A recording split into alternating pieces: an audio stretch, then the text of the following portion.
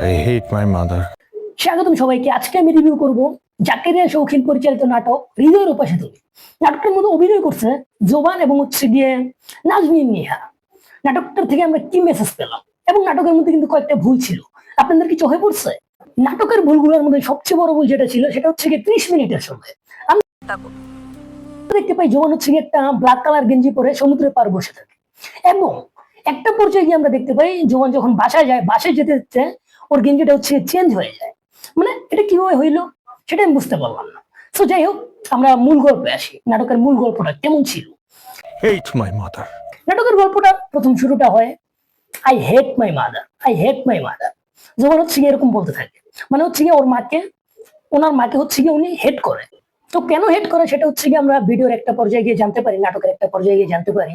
কারণ হচ্ছে গিয়ে জোবানের আম্মু কোনো একটা কারণে বিয়ে বসে চলে যায় হচ্ছে গিয়ে জোবানকে রেখে।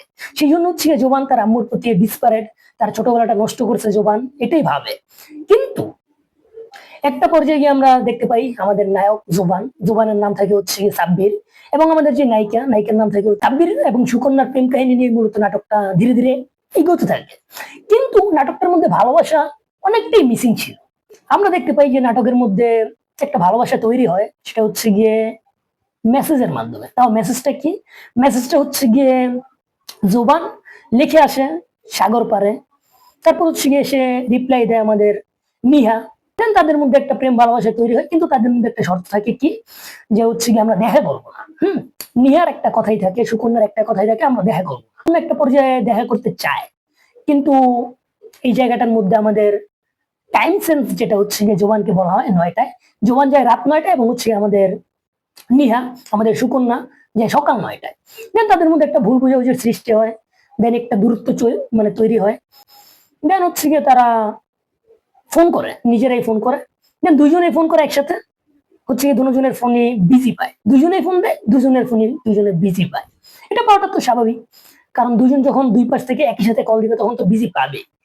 দেন হচ্ছে জোবান মেসেজ করে, দেন তাদের ভুল বোঝাবুঝি ভাঙ্গে।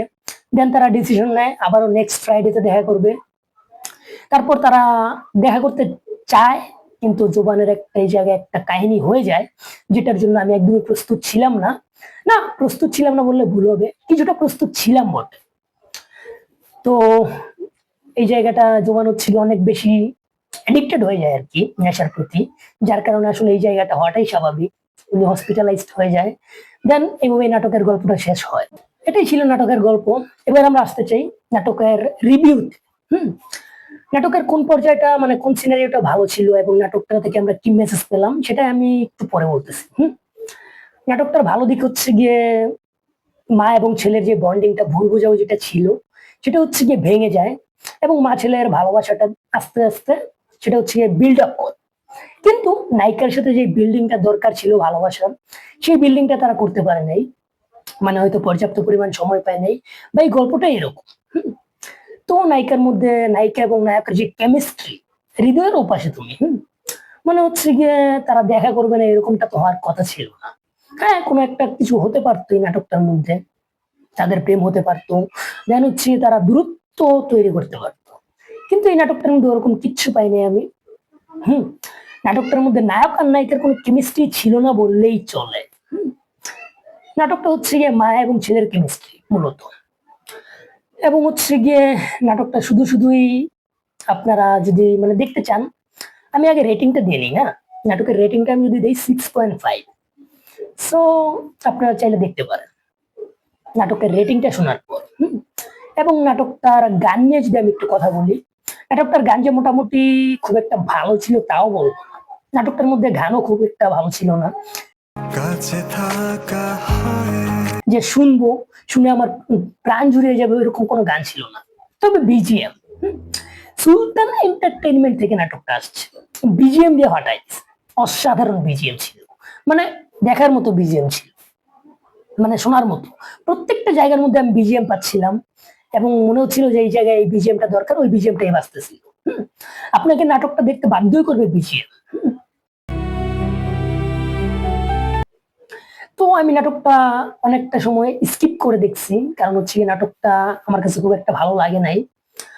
আর জোবানের অ্যাক্টরদের অ্যাক্টিং আসতে চাই, জোবান জোবান হচ্ছে কি নাটকটার মধ্যে ভালো অ্যাক্টিং করছে, নিহাও ভালো অ্যাক্টিং করছে, চেষ্টা করছে।